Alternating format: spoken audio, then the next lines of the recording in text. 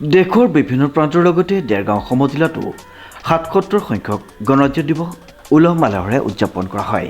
5:30 বিস্তৃত কাৰ্যসূচীৰে দেৰগাঁও সমজিলা প্ৰশাসনৰ উদ্যোগত আৰু দেৰগাঁওবাসী ৰাইজৰ সহযোগত দেৰগাঁও নিউ ফিল্ডত কেন্দ্ৰীয়ভাৱে উদযাপন কৰা হয় দেশৰ ৭৭ সংখ্যক গণৰাজ্য দিৱস।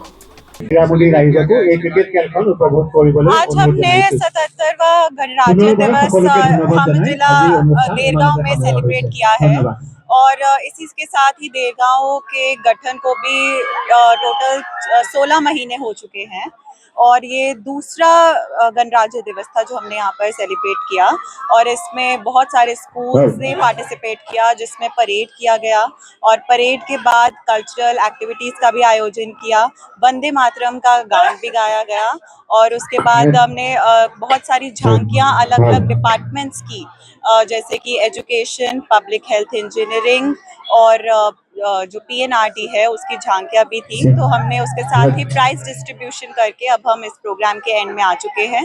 शाम में ही जो कोर डिस्ट्रिक्ट एडमिनिस्ट्रेशन है उसकी तरफ से एक फ्रेंडली क्रिकेट मैच का आयोजन भी किया गया है जिसमें बहुत सारे पार्टिसिपेंट्स जो है वो भाग लेंगे।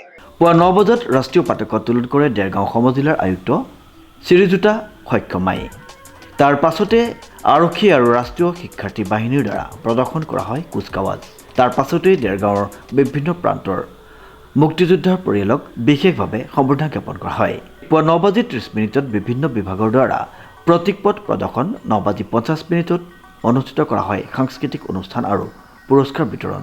10:20 সাংবাদিকসকলক সম্বোধন। পৰ্যায়ক্ৰমে পুৱা 10:30 দেৰগাঁও সামূহিক চিকিৎসালয়ত থকা ৰোগীসকলক প্ৰশাসনৰ বিষয়া আৰু ৰাইজৰ দ্বাৰা বিতৰণ কৰা হয় ফল মূল। বিয়লিলৈ দেৰগাঁও সমজিলা একাদশ বনাম দেৰগাঁও ক্ৰীড়া সন্থাৰ মাজত অনুষ্ঠিত কৰা হয় এখনি প্ৰীতি ক্ৰিকেট খেল।